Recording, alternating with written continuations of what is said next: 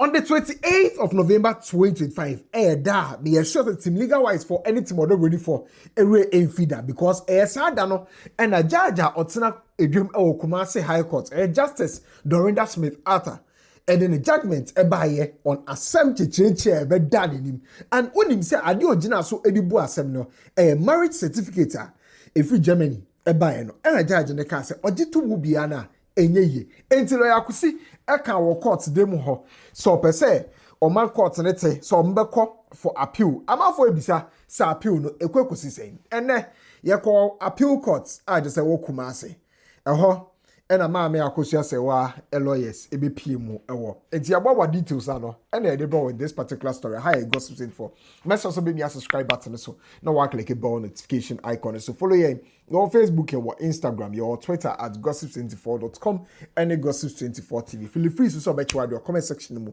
now I share video so I'm for so enyebi ahwe enti go straight to the details now. Some amount timeline, right? It was on the 28th of November 2025, and a judge said, Dorinda Smith Arthur, our High Court, our Kumasi, and the ruling on Mami Akosua Serwaa, Asama or the Kodan Court. I was asking him, no, Mami Akosua Serwaa. And it's what Ebusuapanin Kofiusu and after so Priscilla Ofori aka Odo Broni and transitions funeral home Edio Moko Jina Court say omo ye no be a on tiase e ye na Ebusuapanin si o mani embe mu bi Ebusuapanin say omo be consider no cry na bia ma ode da lumba wontia into pese court ni wuli so no kwa ne da lumba yere na after so pese o ma ne kwan na e ye ntutu ye no oye involved e wo mu ebi ekori ase no judge no etena asem so di asem no na judge ni rule say Mami Akosua Serwaa kwan tumi friend ho say ono kwan no ye yere because the beba no ho kwan ma na tumi aka so ono kwan no ye yere no so betumi prove say ordinance marriage and under the lumba e warrior but so far the other court nim so under the lumba e warrior but customary small kwan say the lumba warrior will be e ka ho no hwam so no tie adansefo asema wa be ka court a yes that lumba so e warrior Mami Odo Broni inti ende omienu ina beye yere omienu ina nkonko yekuna na so person yekuna ni bia ona Ebusuapanin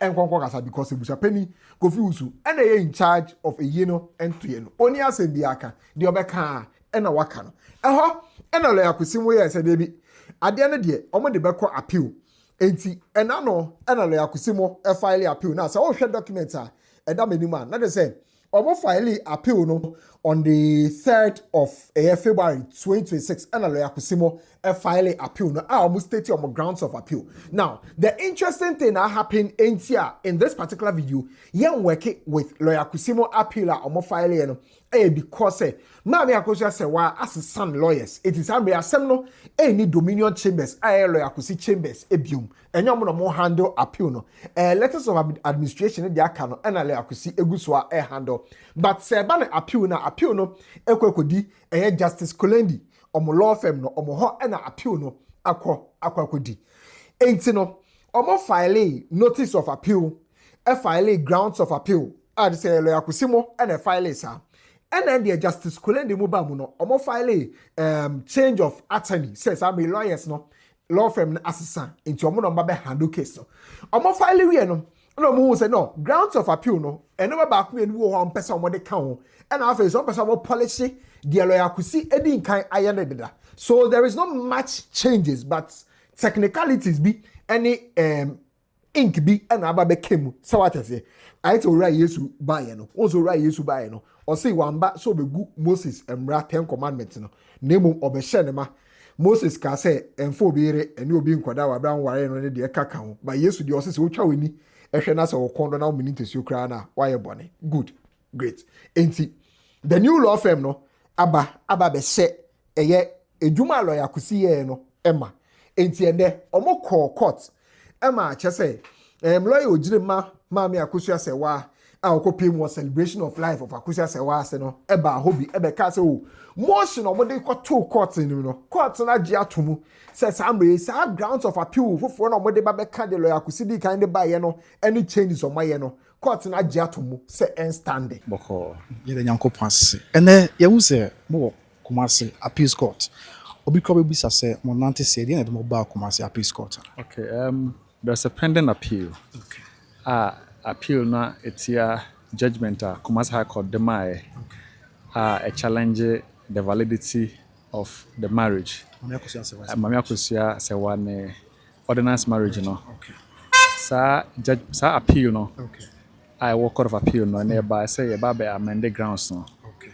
The grounds of appeal and the motion by say court no my opportunity. Okay. Na ye amend ye grounds of appeal. Okay. And of course na masa akonya no say yanko amend grounds no. Okay. Say the beya ade bia ye wo etia judgment no.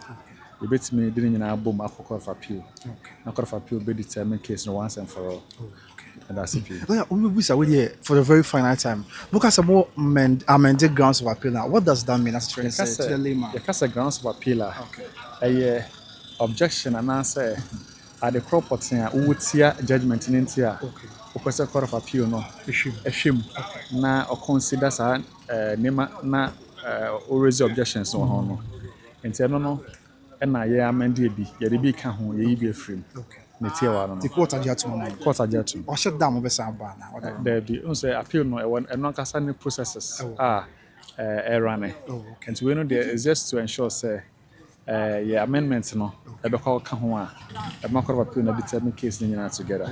Okay. That's it. Okay. Like how say Las Palmas Food Center Egusua almost 7 Ghana for Las Palmas as 7 Ghana for the past 20 years. Some Las Palmas for into event catering and Las Palmas for into minim say be oh yes summit be oh yeah conference be oh yeah branch be oh yeah lunch be oh yeah get together be birthday be na oh yeah outdoor be na oh yeah wedding be na be fie a year be na be fie obetumi contact Las Palmas for now the catering no ehun sem ahye omosa our numbers and the screen so obetumi afre and that's why was appeal mo on standby 24/7 sombe serve ama weni age kama so I am sure say you are asking say motion ben no mode to court no any good who share document so still an Mami Akosua Serwaa fosu versus Abusuapanin Kofi Wusu Mame Priscilla Oforieke Odo Broni and after transitions funeral home omo nipa miensen and I say omo ya respondents and was her appeal we emu na omo ka say on the 28th of November 2025, ruling a buy-in, Omoni say, her ladyship, Justice Dorinda Smith Arthur, a lot of mistakes. Now, mistakes over by pointing it out, grounds of appeal, no emo. It's a grounds of appeal, no. Point number 1. And it's Omoni say, Judge, no, Jai say, Mami Akosua Serwaa, and to me, improve it on it that LUMBA, worry, Germany. Now, my worry a civil marriage. Now civil marriage so ebe mu dia na wa any monogamous o jai ni na de to Mami Akosua Serwaa eso but sa de na judge ni no a mistake because they dey kind judge na rely on proof of foreign law instead of say obe rely on the fact that there was an ordinance marriage a course so Germany. It's judge me see these two will pay attention to the fact say ordinance marriage because so Germany nemo na judge ni foreign law say prove foreign law and another judge ni hwe the etoso mienu and say judge no appreciate evidence ahodo a Mami Akosua Serwaa de ba court ho no mo or the eyewitnesses eba ho nkofo no mo ti aware ni mu bi omo anom wo ho or the pictures of a man under the LUMBA ware no enyina eba court ho no mo or the awoma ware no emu nsem ebeto court dem ho no documentary evidence of letter that LUMBA troye ne ade nyina or the bepiemu e court dem ho and afei so the German embassy e Ghana ha say e kan ye form ware no ho enyina or the ba court dem ba judge na amfa na ni anhwe say oh indeed a marriage exists na judge ni focus na no e on foreign law say prove foreign law no na enye marriage na exist no and another judge na interested in. The also miensa and that's how na judge no no. And it's a moon say judge no right I had to say foreign documents no yet interested in so person pointing out the deficiencies say ahamo ansign ha ahamo anye ni say instead of so be hwa wire na kan say am person nkofo we ware ya na the di obiom and say judge no I appreciate the fact that Mami Akosua Serwaa go all lengths so they be prove a check court no say indeed no ne Charles Kodofo so aka that LUMBA aware wa Germany judge na fa ni anhwe sade no again judge no eto Mami Akosua Serwaa evidence or the by ni na e de to abonten wan gye baako kra antum say indeed no ma ware e wo Germany ho we do mu ni say e one of the grounds of appeal na we ni errors a judge ni e make here. Grounds number 2 and say judge no or rely on Evidences Act no section 131 and after section 161 of Evidence Act no and ekasa about authentication and after so admissibility of foreign documents or court demo.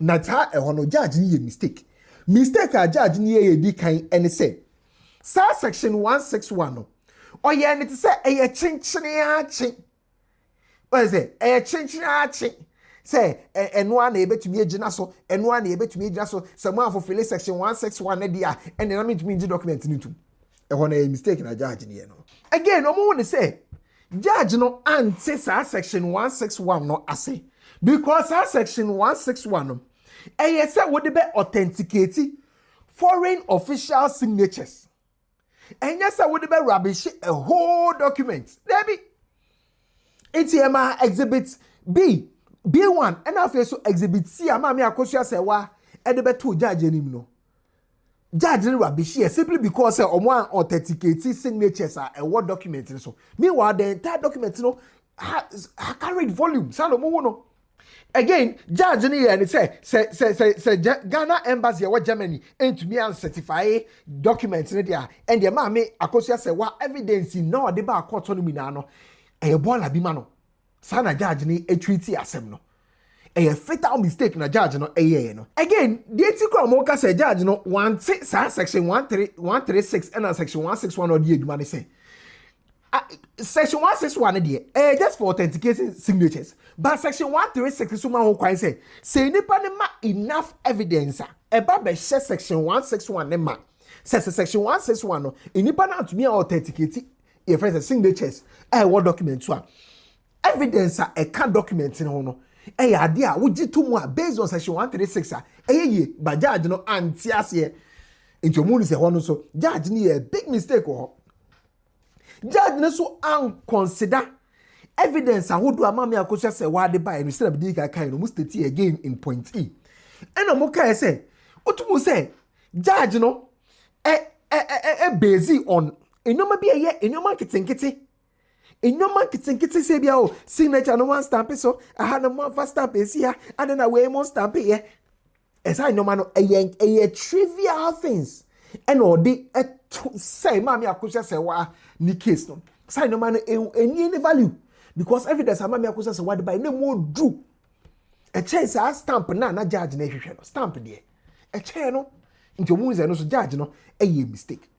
Now grounds number 3 our mujina so our more pointing out say another mistake a judge na and say judge na nje exhibit B1 ni see no antum because ansem we no and let somebody do court dem one no chame no to say the confirm no chame go these two e ma santimai no enyesa nemom na eka document na ho respondent Abusuapanin Kofi Uso Procedural aka Odo Broni and after to transition funeral homes wo ho kwan say nkomo investigate but mo anyesa it's not ke was say judge no ejina Evidences Act no section 161 subsection 3 another clause 3 na be kan bia na ke was say judge ni jina so e dey admit evidence no e wo court dem because oji tumu or admit here e mo kan wasem it's now also jina section 161 no subsection 3 so eji tum na ke ni so rely on 1 ni 2 ni pe no yi na ni fi 3 ni so focus on signatures ni pe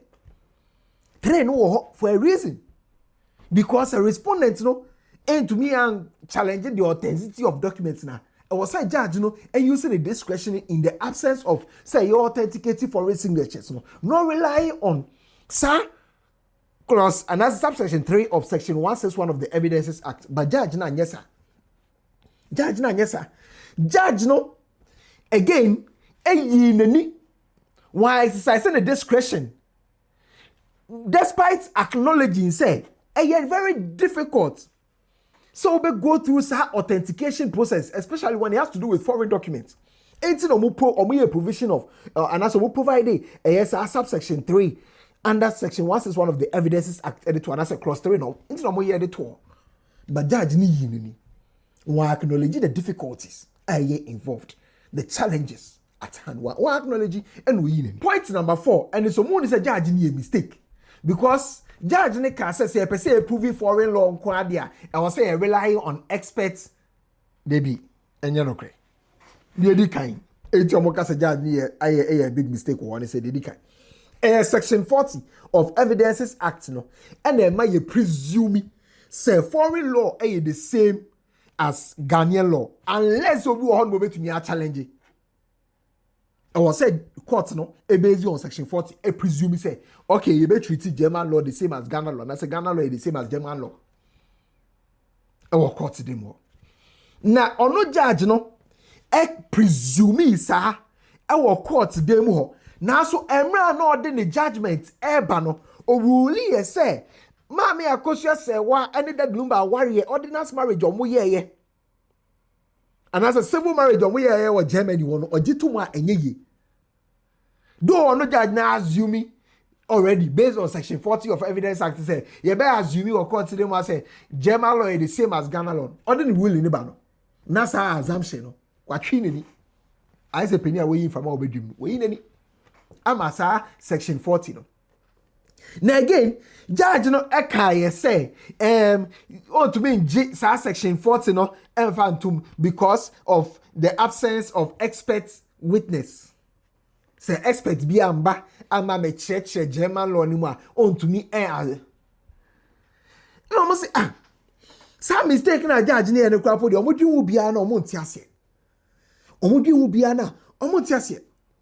Because adia na that court dem mu hono no and he said that LUMBA ne Mami Akosua Serwaa e ware ye wo Germany ane anase debi.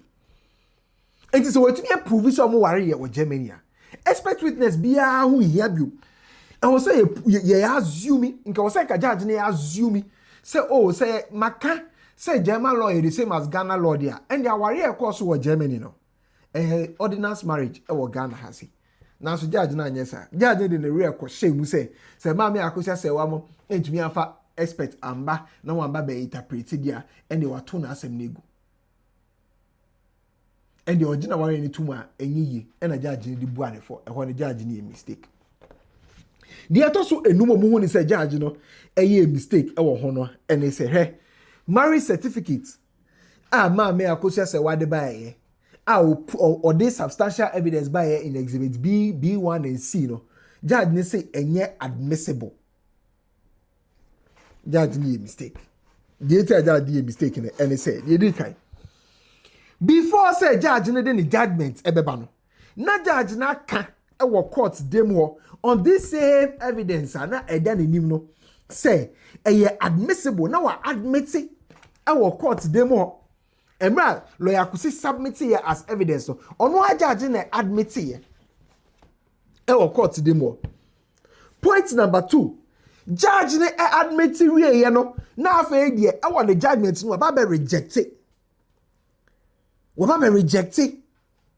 Wa bra overruling Mami Odo Broni Abusuapanin kofi usu emo lawyers omo objection omo city the learned trial judge's rejection of exhibits B, B1 and C in her judgment when same had been previously admitted into evidence after overruling the respondent's objection to their authenticity and admissibility amounted to an exercise of a review jurisdiction over its previous decision, which jurisdiction the court lacked because objection overruled, objection overruled, objection overruled, sealed. Omajisa evidence too, or admit the authenticity of sa exhibit B, B1 and C. No, it is an kobi per se or challenge sa admissibility or court.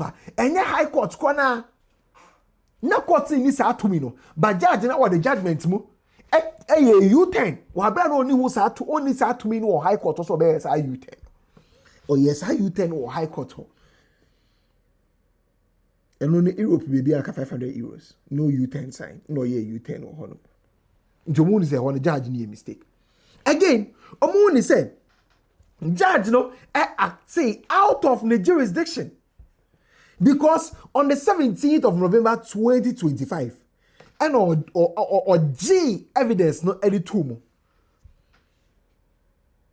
no way you U10 or act say out of your original jurisdiction. Again, omo the same judge no it descended into an arena of litigation. I want the final judgment no more. After said the ono aka on the 17th of November no obecha see wa bra no obi an file appeal over our rulings no dey by on the 17th of November no ono judge no e di ono ane pe etwa see no U10 and also can fine e wo ho. Now point number 6 I say omo say judge ni a mistake because na judge no admit exhibit B, B1 and C into evidence.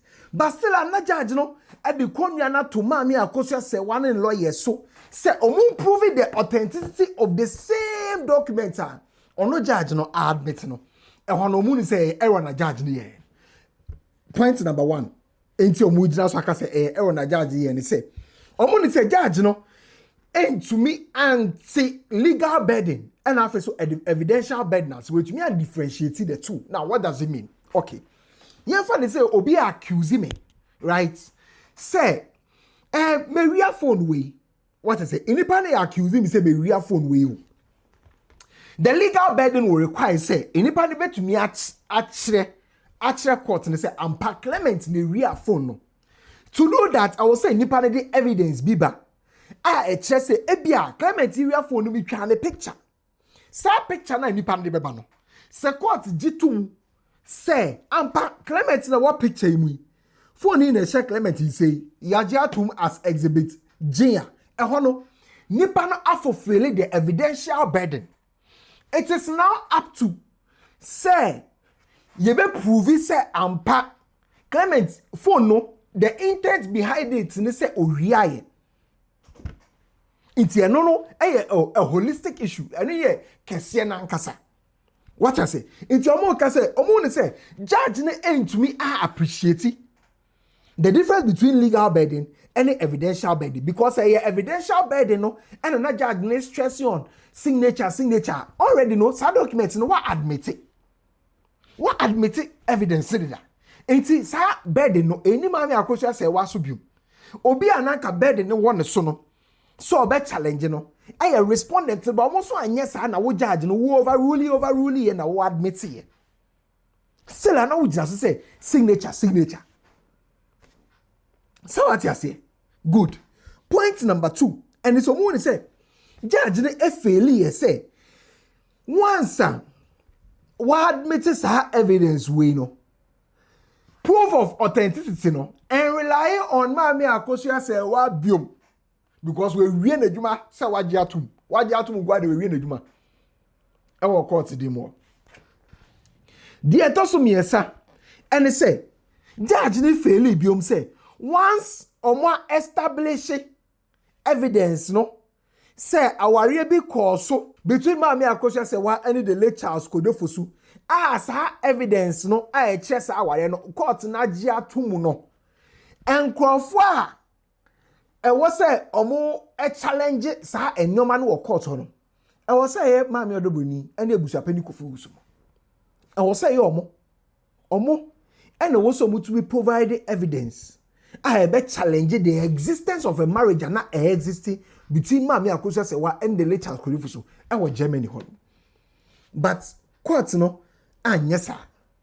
Judge no anyesa because respondents Abusuapanin kofusu Odo Mami Odo Broni and after so transitions for now omo failure omo ntumi ampufu yi bia say that LUMBA Mami Akosua Serwaa nware o Germany ho omo ntumi omo aduma no because court na je Mami Akosua Serwaa that LUMBA dey na to mudida through evidence no admit adduce or court no into dia ka na wo so omo no mudis bo mo ntumi anyesa now so judge no and you see the discretion and I just say or the ball bibia de tuguye or the ball bia de tuguye empo respondent na nyesa no omo ka say the failure of the learned trial judge to direct the respondent to disprove the evidence of probable existence of the German marriage between appellant in this case Mami Akosua Serwaa and the disease occasioned a miscarriage of justice. One can't jomo o man nyesa no one can't jomo. Now so we'll go ahead eto Mami Akosua Serwaa asem ni guye based on evidence our the betu anima wan kasa wa admit here because say oma authenticated utuguye. Point number 7 omu gina so ebium ene say omu woni say judge no a mistake by say or looking at Mami Akosua Serwaa ni inability to authenticate the marriage certificate as adia na eye ne pebi nti na wanye. No, I say and I think I'll bet to me authenticate other na one authenticate. Judge ni a mistake because they did kind and they say judge no right ono direct say ono no catch omo e court hono say oh mo konko authenticate adiwe o say mo authenticate for bra mo konko authenticate na mo fa bra na so wa mo reasonable time amo ma fa nko Ghana embassy e wo Germany amo mo anye sa certification no ene de eka kan ho ina fa mba judge na mo reasonable time after so direct omo no nti a mistake a judge ni ene no de to so biom again judge no e misdirect ne ho say nanka or expect say Mami Akosua Serwaa lawyer kusi ebekwa kwhye Ghana embassy e wo Germany amoma ye process ne fast ti said ye lawyer kusi na German embassy o che de Ghana embassy wo Germany obetimi a che de ombe ye wo ho court no na this our directive by say they be betu meet section 161 of the Evidences Act senior court no pen no e ho no Mami Akosua Serwaa mo lawyers atwe court na do isi so say oh ya start say ye bibisa na mom no process no edin it take time court no amfa na ni anto empo so mo make an attempt omo twa ma do isi so ba court na amfa na ni anto die to so biom ene say enka court no ebetumi use the crutch powers e dia afre ono ankasa court no expert after say we admit documents no into every in no court let you after no an expert amana ba betina ho what is it but to mu say court no onye ready so be yes sir and order in term open time my judgment and o go try no mass judgment again judge no a pray no at the judgment by here and ten so we bisa say bia oh na process no e be take time ben oh okay mo kra mo so ko bisa say mo ko bisa process no mo try process mo ye process no ni na judge na bisa no judge no wo pray no sorry willing beba no ye mistake others na ka ene so pray no a nko betu ne bu ase nke say ko the time ato judgment no say chinchina acha time we be say ma judgment ko betu ne bu ase ama oma go to bibia kama and the secretary we scan be di ama Ghana embassy or Germany authenticating like ko me go to that's what pray no was a time or person di so e de ma judgment no ye Mami Akosua Serwaa asem no e di guye dey to so what point number 8 omo ni say court ni enya nyoma bi mu ntiase di court ni a mistake because like akusika or court dey mo say marriage certificate na ekita bi we an extract from family book and as a family diary no emo and a court no just hey family book there family diary dey okofa ka if my ye to my enye ye court na ntiase because the kind senior court ni kire sa asem na lawyer kusika ye about the omode marriage certificate ni every airba no eno na nam so enti a court no a judge no e dey sa judgment no e buy because lawyer kusika mu say Germany no original marriage document no eya omode she book bi mo a friend family book emu eno mu no mu ko yi original marriage document ni free omode ba court dey mu ho but judge no anti ase judge na ampempo amfre obi a onim Germany emremu ama nipa na ama mecheche mu ama ono judge na anti ase e na judge no e de nti ase na owo court dey mu na e de ma sa ruling no against Mami Akosua Serwaa sa no mo mu hu no de to so enkron and they say judge no emom ekaye say the lectures Akosua Serwaa and Mame Odo Broni Abusuapanin customarily in April 2010. Wabra obien to mianfa evidence papa biamba court one mamba be supported. There was no record, credible evidential record our court on be to me supported sa point no. Now so judge no e rule ye mom e je sa ware ni mom tumu. And make almost say the court erred when it held that second respondent was validly married under Akan custom in April 2010 by the late Charles Kodefosu, aka LUMBA, when there was no credible evidence on record to support it. The judgment is against the weight of evidence. Omo say evidence amami Akosua Serwaa edebe to court name and only proving the existence of Naware with the late Charles Kodefosu our Germany no. Court ruling and answer the judgment or the buy no. A court yes a substantial amount of evidence or the buy. Name of the court ruling the cow our Odo Broni Abusuapanin the no. And no crampo no lack evidence. Evidence papa be any one what court records them. Now so court no it is our ruling no. E buy. In the end of pay and they say appeal court no. Set aside sa judgment by high court no. Now enter a new judgment in favor of Mame Akosua Serwaa.